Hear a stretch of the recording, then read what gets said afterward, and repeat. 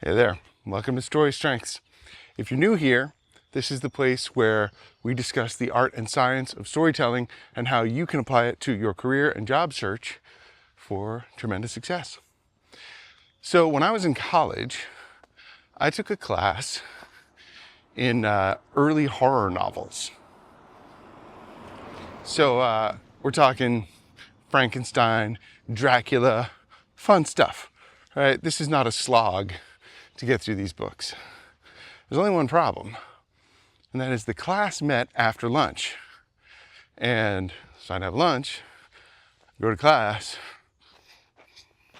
immediately the afternoon sleepies would knock me out, and I'd be struggling to pay attention, struggling to retain anything. It was all just like blah, blah, blah, going by me because I was so drowsy and dopey.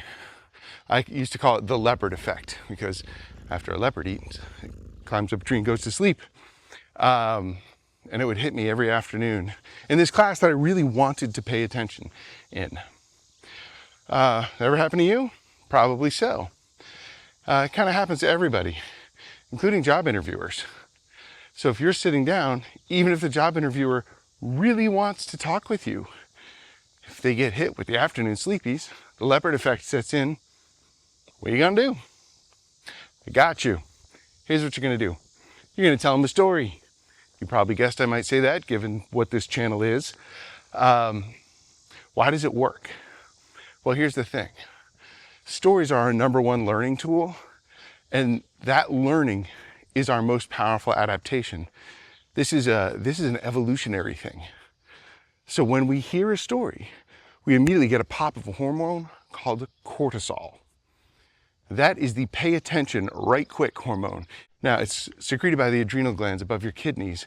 It helps regulate blood sugar, so helps dealing with that big meal you just ate at lunch. Attention, inflammation. It actually affects blood pressure, sort of constricting things so that, if you have a fight or flight moment and you get bitten or cut or scratched or whatever, you don't want to bleed too much, so your body kind of clamps down the blood vessels. Cortisol is what triggers that.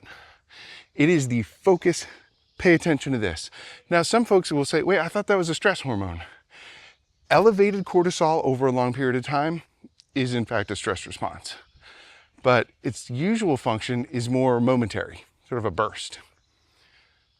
Well, how do you trigger that burst to wake up your interviewer and make them pay attention? Tell the story. How do we know that it works? Here's how we know it works. Paul Zak, a researcher at Claremont Graduate University, ran an experiment where they showed the control group a video of a father and son having a day at the zoo. And then they showed the experimental group, same father, same son, same zoo, but shaped in a narrative arc, so that it really told the story.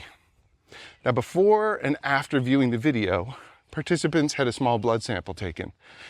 And what the researchers found was straight information transfer, no change. If there was a story, cortisol. People were focused, they remembered. It helps people pay attention, lock in, and really attend to what you're saying. Which, if you're gonna go get the interview, you might as well be remembered. All right, go give that a try, and we'll see you next time.